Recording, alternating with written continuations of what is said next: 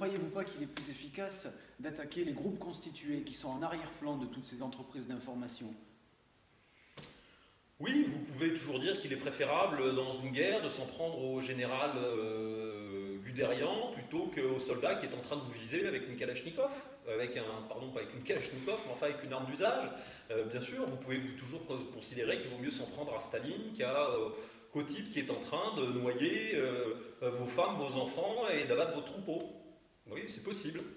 Ce que je dis moi, c'est que c'est surtout une façon de ne rien faire. Voilà. Or, il y a un réel. Le réel, la fragilité de ce système, c'est ses points de contact avec le réel. Voilà, c'est tout. Donc, cherchez toujours à expliquer que, imaginez par exemple, en faisant une transposition dans l'histoire récente aujourd'hui, imaginez qu'en 1940 ou 1941, les résistants aient arrêté, cessé leurs attaques, on pourra en dire beaucoup de choses, mais et c'est leurs attaques contre les soldats, contre les convois allemands, etc., sous prétexte qu'il y aurait toujours d'autres trains, d'autres soldats et d'autres convois, en disant que fondamentalement ce qui comptait c'était les généraux, voire éventuellement Adolf Hitler, il n'y aurait jamais eu de résistance. Voilà. Une guerre, ce sont des soldats qui s'attaquent à des soldats aussi. Ça ne veut pas dire que le haut commandement n'est pas intéressant, mais ce qui fait surtout que ce système-là fonctionne, c'est qu'il est capable d'établir des points de contact avec le réel, et les points de contact avec le réel, c'est la charmante journaliste qui va vous faire un grand sourire, qui va vous tendre le micro sous le nez pour extraire votre tête.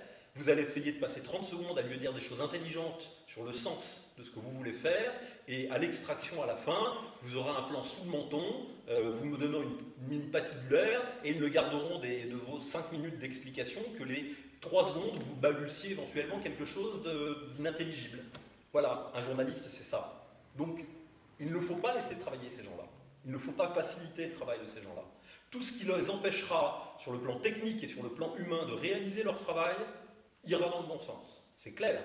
Voilà. Je suis responsable de ce que je dis, je ne suis pas responsable de ce que les gens comprennent de ce que je dis. Voilà. Mais ça, c'est très clair.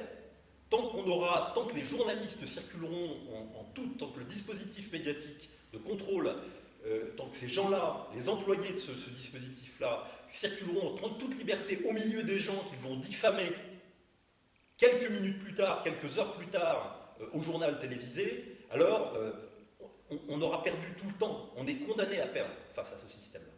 Donc, encore une fois, la bonne place du journaliste, c'est derrière les barrières et 3 pas derrière la dernière rangée de CRS. C'est sa bonne place pour travailler, il aura les images qu'il mérite à cet endroit-là, ne leur facilitez pas la tâche, ces gens-là sont vos adversaires, quelle que soit la qualité du sourire et l'apparence objectivité de la personne qui vient vous voir, il ne veut pas entendre ce que vous avez à dire, il ne veut pas raconter ce que vous voulez raconter, il vient raconter sa propre histoire ou l'histoire de ses patrons et se servira de votre tête, de vos propos ou de celui de vos voisins pour la raconter. C'est plus clair comme ça ? Très bien.